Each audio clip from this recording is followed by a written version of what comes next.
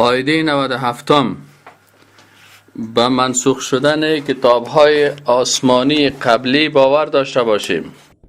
پس ما مسلمان ها عقیده داریم نظر به آیاتی که در قرآن آمده و احادیثی که از رسول الله صلی الله علیه و سلم نقل است، در اینا آمده هست که کتاب‌های از اینا منسوخ شده، کتاب‌های سابقه.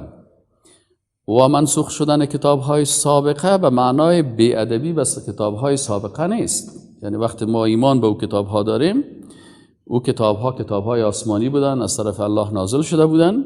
بعضی کسا وقتی که برشان میگه که منسوخ شده، این یعنی که کتاب بی ارزش بوده یا بی ارزش است، علیاذ بالله تو نیست، بلکه کتاب آسمانی نازل شد و این کتاب ارزش خاص خود داره و داشت، ولی نظر به این که قرآن عظیم الشان نازل شد و او کتاب ها به یک مدت خاص، به یک مکان خاص، به یک زمان خاص نازل شده بودن، بنابراین حکمشان چی شد؟ منسوخ شد. مثلا ما و شما براتون سابقا مثال گفتم که مثلا یک وقتی که پوانتون کابل ساخته شد، در اونجا یک دوسه پوانزه بود. پس به خاطر از دوسه فاکولتی که در پوانزه شریعت بود، در پوانتون کابل بود، پس بر از او یک قانون جور کرده بودن که مناسب به چی باشه؟ به محالات و شرایط او وقت بود.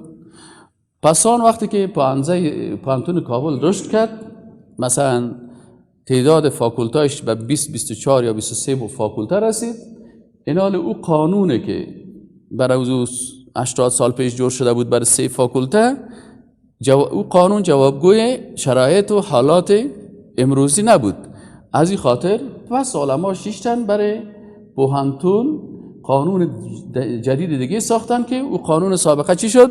منسوخ شد. پس او قانون سابقه که بود به او شرایط 80 سال پیش خوب بود، ولی این قانون جدید که هست، این برای چی هستن؟ در پوهنتون برای شرایط فعلی پوهنتون خوب است. اگر مثلا 5 سال بعد یا 10 سال بعد به این فکر میشیم که ما همین پوهنتون کابل باید به شکل بین المللی بسازیم که حتی چی شوه؟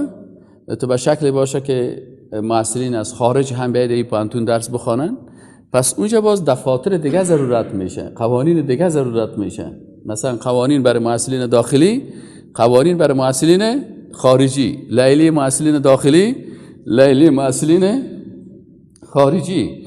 مثلا سیستم درسی معاصرین داخلی، سیستم درسی معاصرین خارجی. مثلا وقتی که یک معاصر اینجا در افغانستان درس میخوانه، ما مثلا وقتی که رفتیم در کشور عربی درس میخواندیم، او پوانتونی که برای ما مثلا ساخته شده بود و قوانین برای همون مردمای عرب نبود، چون مردمای عجم که میره او 1 سال حداقل باید همون کورس زبان بگیره، 1 سال دور لغت میخوانی، با 2 سال دیگه تمهیدی میخوانی تا که تو مثلا گرامر و صرف و نحو یا پایش برابر شدی، باز بعد از او شامل فاکولته میشدی. از ما همین قسم بود. ما که رفتیم گفت ما این تو یک قانون داریم برای خارجی ها. چرا؟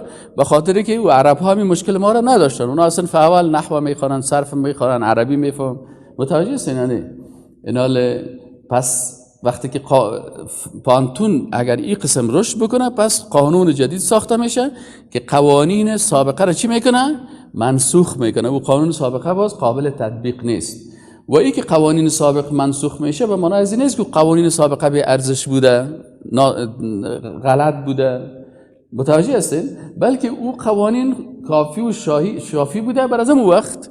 پس کتاب‌های آسمانی عین گپ است.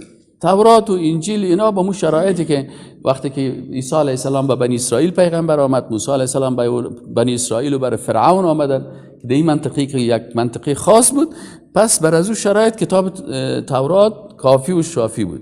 فهمید؟ یعنی وقتی که پیغمبر ما رسول الله صلی الله علیه و آله آمد و برش الله گفت که و ما ارسلناک الا کافة للناس، ای پیغمبر ما تو را نفرستادیم مگر برای تمامی مردم. کافة للناس یعنی برای تمامی مردم تو را فرستادیم.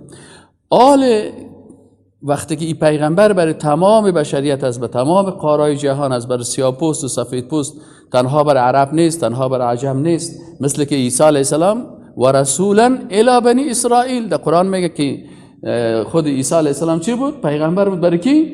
برای بنی اسرائیل. اینال وقتی که او پیغمبر است برای بنی اسرائیل، پس معنایش این هست که او فقط مکلفیتش نمو یک منطقه خاصی که بنی اسرائیل زندگی میکردن بودن. حالا که پیغمبر صلی الله علیه و سلم این پیغمبر برای امریکایی هم پیغمبر است، برای اروپایی هم پیغمبر است، برای آسیایی هم پیغمبر است، برای افریقایی هم پیغمبر است. پس شریعت ازی باید شریعتی باشه که برای تمام بشریت جوابگو باشه. از این خاطر قرآن عظیم شان نازل شد و کتاب‌های سابقه را چی کرد؟ منسوخ کرد. یعنی هدف سر از این است که بعضی اوقات وقتی که ما منسوخ میگیم، بعضی کسات تصور میکنه که شما به کتاب‌های دیگه توهین میکنین. نه خیر، توهین نیست، بلکه کتاب‌های سابقه را ما ایمان داریم، او را قبول داریم، اما نظر به شرایط اونا منسوخ شدن و این کتاب آمد و این قرآن هم که از تکمیل از اون کتاب‌ها هست. یعنی چیز جدیدی که پیغمبرای سابق آورده بودن از عقیده دیگه پیغمبرها هم توحید بود، عقیده قرآن هم توحید است. عقیده دیگه پیغمبرها هم مثلا ایمان به تمام پیغمبرها بود، از ما هم ایمان به تمام پیغمبرها هست. از این خاطر بعضی در احکام فروعات دین که هست، پس در احکام طور شریعت میگن بخشای تطبیقی هست، بنابراین در اونجا تغییرات آمد. نظر به چی؟ نظر به اینکه این قانون یا این شریعت الهی شایسته باشه و تمام بشریت یک شریعت جهانی باشه. دیگه ما با این باور داریم که کتاب‌ها از جانب الله بودن، به اینا ایمان داریم و ایمان داریم که اینا توسط قرآن عظیم شان چی شد؟ منسوخ شد. وقتی که منسوخ شد، بناهن حکم از اونا حال فعلا قابل تطبیق نیست و کسانی که به اون کتاب‌ها ایمان داشتن، بعضی کسات شبهات ایجاد میکنن یا نمیفهمن یا مزاج دین نمیفهمن، به هر صورت میگن که مثلا اگر یک کسی یهودی باشه یا نصرانی باشه. برادر عزیز، تو یهودی که بود، اگر یهودی حقیقی به تورات ایمان داشت، بناهن در تورات ذکر شده که ایمان باید به تمام پیغمبرها داشته باشی و ایمان به تمام کتابها داشته باشی.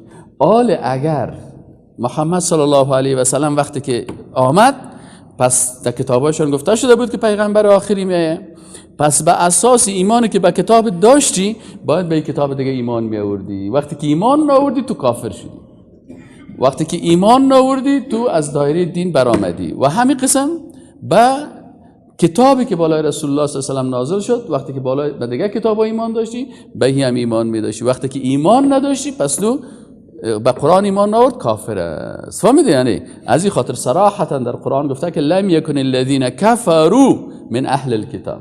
پس از اهل کتاب اینا کسایی که کافر شدن، کسایی که از اهل کتاب آمدن و به محمد صلی الله علیه و سلم و به نبوتش و به قرآن عظیمشان ایمان آوردن، خلاص دیگه چرا سر از کلمه یهود بگذاریم یا نصرانا را بگذاریم؟ پس اونا آمدن مثل عبدالله ابن سلام آمد چی شد؟ مسلمان شد و بسیار یهودیا و بسیار نصرانیا مسلمان شدن. خب اینال حتی ما مسلمان ها اگر در آخر زمان عیسی علیه السلام خارج شود و ما بشناسیم که نمی عیسی مسیح علیه السلام است، به او ایمان نداشته باشیم، کافر میشیم؟ نمیشیم.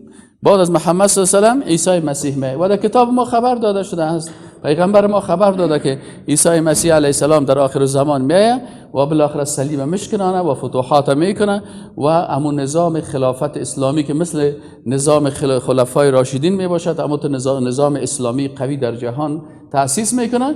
ولی اونمو عیسی علیه السلام هم وقتی که میاد مطابق چی حکم میکنه؟ چون قرآن آمده آخرین کتابا هست و کتاب از اون منسوخ است، مطابق چی حکم میکنه؟ مطابق قرآن عظیمشان و شریعت رسول الله صلی الله علیه و سلم. متوجه هستین؟ پس